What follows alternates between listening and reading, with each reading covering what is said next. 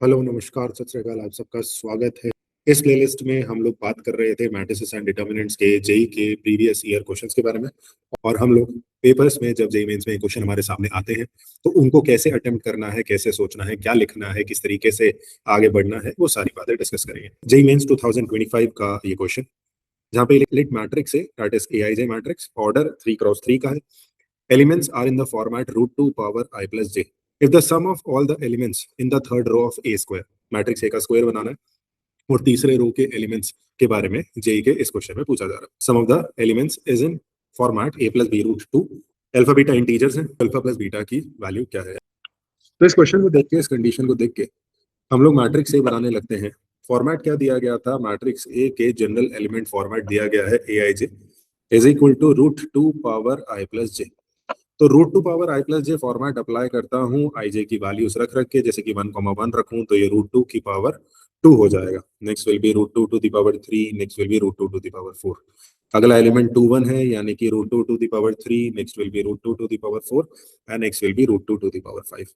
अगला एलिमेंट 3 1 है, that is root two to the power 4, root two to the power 5 and root two to the power 6। तो इस तरीके से हमारे पास ये 3x3 ऑर्डर का एलिमेंट मिल जाता है। क्वेश्चन ने मांगा क्या है? मैट्रिक्स ए स्क्वायर की थर्ड रो के बारे में क्वेश्चन ने हमें एग्जैक्टली पूछा है।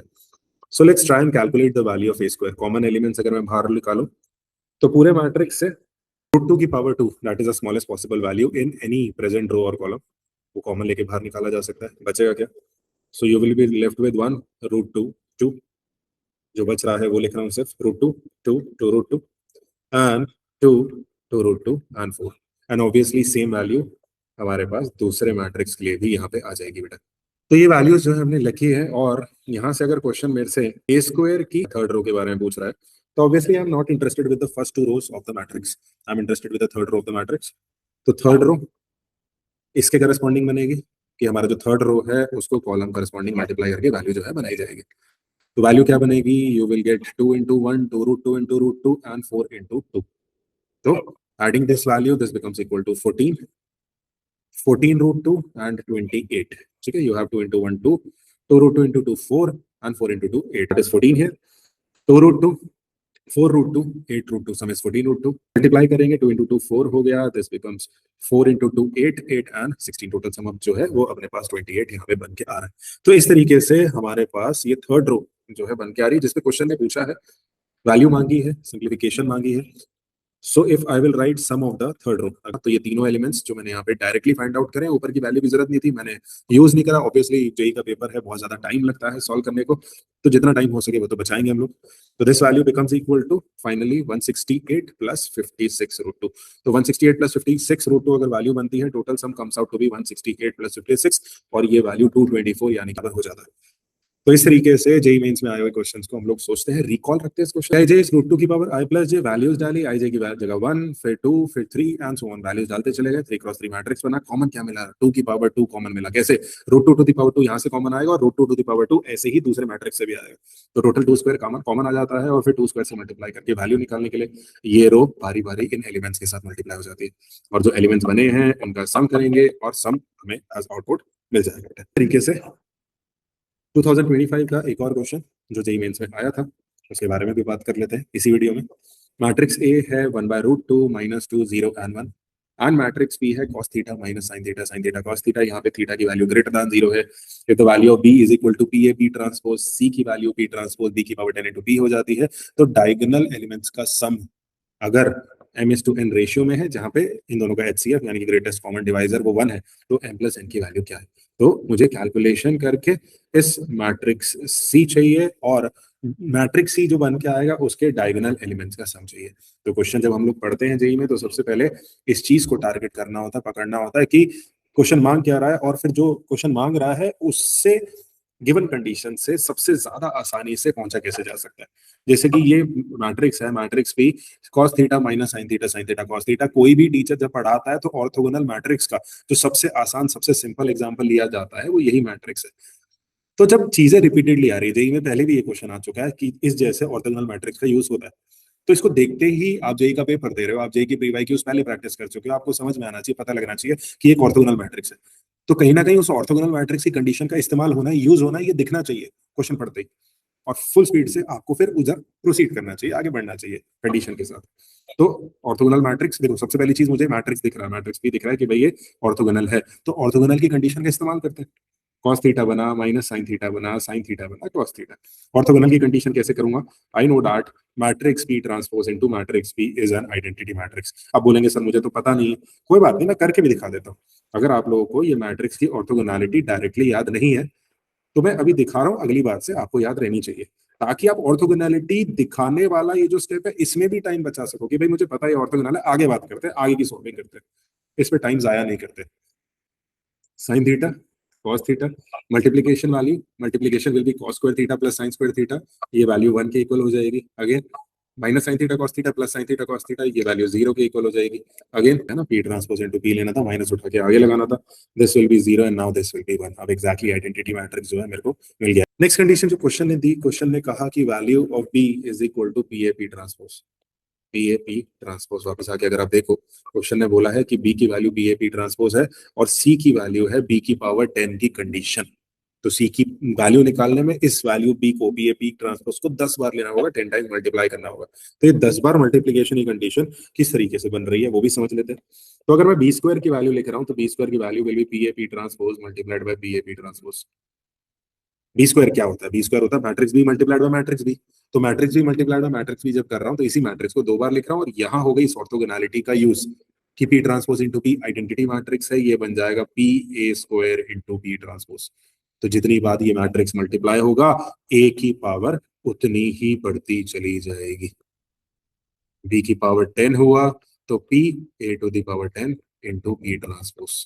तो इस तरीके से मेरे पास मल्टीप्लाई करते करते, सिंप्लीफाई करते करते अपने पास बी की पावर 10 की वैल्यू आ जाती है। अब क्वेश्चन ने क्या कहा, कंडीशन ने क्या कहा, हमें सी की वैल्यू निकालनी है। सी क्या दिया गया है? सी दिया गया है आपको P transpose B to the power 10 into P. तो इसको लिखते हैं, let's write this down. C is P transpose B to the power 10 into P. अब बी टू द पावर 10 की वैल्यू डाल देना, बी की वैल्यू पावर 10 की वैल्यू है P A to the power 10 P transpose into P. फिर दोबारा orthogonality का इस्तेमाल, P transpose into P I के इक्वल है, P transpose into P I के इक्वल हो जाएगा, this will become equal to A to the power 10। Things like this, इस तरह की चीजें, इस तरह की बातें पहली बार नहीं आई है जेई में, इस तरह की चीजें बार बार आई हैं। तो अगर आपने प्रीवियस ईयर क्वेश्चन लगाए हैं या कोई भी जेई का पैटर्न लगाया है तो ऐसी चीजें आप आसानी से पकड़ सकते हो, सॉल्व कर सकते हो। ये वीडियोस देख के भी समझ सकते हो कि किस तरीके से ये पैटर्न मूव करते हैं। सो लेट्स डिस्कस फर्दर कि मैं इस ए टू द पावर 10 तक कैसे पहुंचूंगा। ए की वैल्यू जो है, ए की वैल्यू है 1/√2 -2 0 एंड 1। इसको यूज करते हैं, ए स्क्वायर निकालते हैं। A square will be equal to 1/√2 -2 0 1 multiplied by 1/√2 -2 0 1। Multiply करना शुरू किया, the first point will be equal to 1/√2 का होल स्क्वायर यानी कि 1/2। सेकेंड वैल्यू हो जाएगी -√2 -2, the third one is 0 and the fourth one is 1। तो ये हो गई ए स्क्वायर की वैल्यू। अब मैं इस तरीके से ए टू द पावर 4 की वैल्यू भी निकाल सकता हूँ, यानी कि ए स्क्वायर को 2 बार मल्टीप्लाई करके 1/2 इंटू -√2 -2 0 1 मल्टीप्लाइड बाय 1/2 -√2 -2 0 1। तो जब इसको आप मल्टीप्लाई करोगे A to the power 4 will become equal to 1/4 6 प्लस 4√2 0 एंड 1। देखो, हमारे लिए जो रेलिवेंस है क्वेश्चन के पैटर्न पे वो डायगोनल एलिमेंट्स का पैटर्न है। यानी कि अगर आप नोटिस करो, यहाँ पे डायगोनल एलिमेंट का सम 1/√2 प्लस 1 है। अगले केस में ए स्क्वायर में 1/2 प्लस 1 है। अगले केस में 1/2 का स्क्वायर प्लस 1 है। अगले केस में दोबारा पावर बढ़ जाएगी। तो पैटर्न जहां आपको दिखने लगता है, जेई के क्वेश्चंस में जेई को पैटर्न्स पे खेलना बहुत पसंद है, तो इस तरह के पैटर्न भी अक्सर आपको मिलते हैं। आपको इन पैटर्न्स के साथ भी कंफर्टेबल होना सीखना पड़ेगा बेटा। तो अगर मैं डायगोनल्स के सम पे बात करूं तो यहाँ पे ए टू दी पावर 10 ये इस पावर की इंक्रीमेंट को आगे बढ़ाएगा, यानी कि यहाँ डायगोनली 1/√2 की पावर 10 बनेगा, और दूसरा जो एलिमेंट है नीचे वाला वो तो वैसे भी 1 है।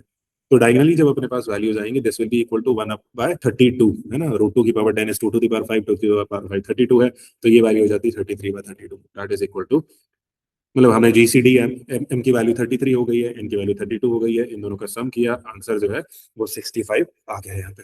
तो कुल मिला के हम लोगों ने सिर्फ ये नहीं देखा कि डायगोनल एलिमेंट्स कैसे बन रहे हैं, हमने ये भी देखा पैटर्न क्या फॉलो हो रहा है, और उसी पैटर्न पे आगे बढ़ते बढ़ते ए की पावर 10 तक भी चले गए। ठीक है, तो दोबारा रिकॉल करते हैं, क्वेश्चन ने क्या मांगा था। क्वेश्चन ने ए की वैल्यू दी थी, मैट्रिक्स पी दिया था, जिसको देखते ही हमें याद आ जाता है कि अरे यार ये तो ऑर्थोगोनल मैट्रिक्स है।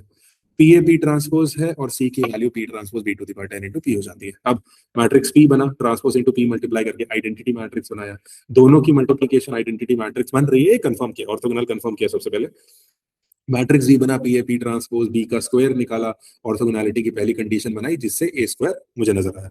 तो जब यहाँ पे ए स्क्वायर आएगा, यहाँ पे ए क्यूब आएगा, बी टू दी पावर 10 जाएगा ए टू दी पावर 10 तक। फिर मैट्रिक्स सी के फॉर्मेशन में पी ट्रांसपोज और पी अलग से इन्वॉल्व हुए, जो कि दोबारा से ऑर्थोगोनैलिटी को सेटिस्फाई करते हुए सी की वैल्यू हमारे पास ए टू दी पावर 10 दे जाते हैं। तो अगर आपको ये ऑर्थोगोनैलिटी नजर आती है, ये जेई के पुराने किए हुए क्वेश्चंस में ए टू दी पावर 10 डायरेक्टली नजर आता है, तो आप क्वेश्चन पढ़ते ही यहां से कंफर्म करके सीधा यहाँ आके रुकते हो बेटा। और इस तरीके से फिर हम लोग एक एक करके ए की वैल्यू, ए स्क्वायर की वैल्यू, ये सब वैल्यू देखते चले जाते हैं।